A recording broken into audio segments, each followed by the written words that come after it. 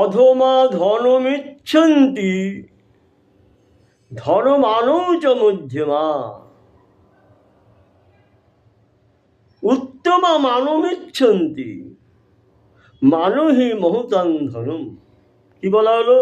অধমা ধনমিচ্ছন্তি, অধম ব্যক্তি তারা কেবল ধন চায়, টাকা চায়, পয়সা চায়, মান ইজ্জতের তাদের দরকার নেই। এক গালে চর মারে 500 টাকা দিয়েছে, আরেক গালে চর মেরে 1000 টাকা দাও। এখানে জুতো মেরে 5000 দিয়ে শোধ হয়েছে টাকা, তোমার থেকে লোন নিয়েছিলাম, এখানে আরেকটা চপ্পল মারো, আরো 5000 টাকা শোধ হয়ে যাবে। তাই বলে অধমা ধনমিচ্ছন্তি ধনমানৌ চ মধ্যমা। মধ্যম ব্যক্তি ধন ও মান দুটোই চায়। মধ্যম ব্যক্তি টাকাও চায়, তোমার থেকে টাকা লোন নিয়েছে দেবো না, আবার তুমি তাকে থাপড় টাপড় মেরো না, থাপড় মারলে তার মান যাবে, এ দুটোই চায়। মধ্যমা ব্যক্তি ধন ও মান দুটো চায়, ধনও চায়, মানও চায়। আর উত্তম ব্যক্তি উত্তমা মানমিচ্ছন্তি মানহি মহতাং ধনম। মহৎ মানে সে উত্তম ব্যক্তিকে মহৎ বলা হচ্ছে।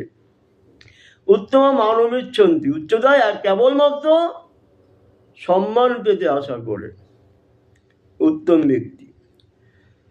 তারা ধন ঐশ্বর্য অর্থকরীর বিনিময়ে হলেও নিজের সম্মানকে, ইজ্জতকে বজায় রাখেন। তাই বলা হয় উত্তমা মানমিচ্ছন্তি মানহি মহতাং ধনম। এই উত্তম ব্যক্তির ধন হচ্ছে মান, এই মহৎ ব্যক্তির ধনই হচ্ছে মান।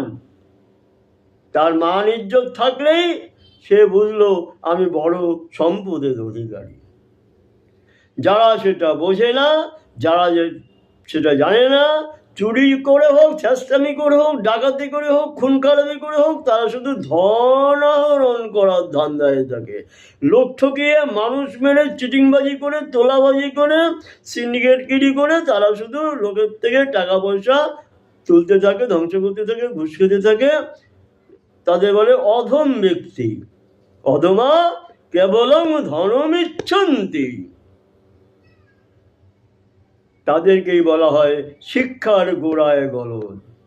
শিক্ষার অভাব থাকলে শুধু টাকা খাই করে, কোটি কোটি টাকা হয়ে গেছে, আরো কোটি কোটি টাকা চাই। যাওয়ার সময় তো নিয়ে যেতে পারবে না, সবই ফেলে রেখে যেতে হবে। ওই টাকার নেশা হয়ে যায় অধম ব্যক্তিদের। শিক্ষার গোড়ায় গলদ থাকার দরুন।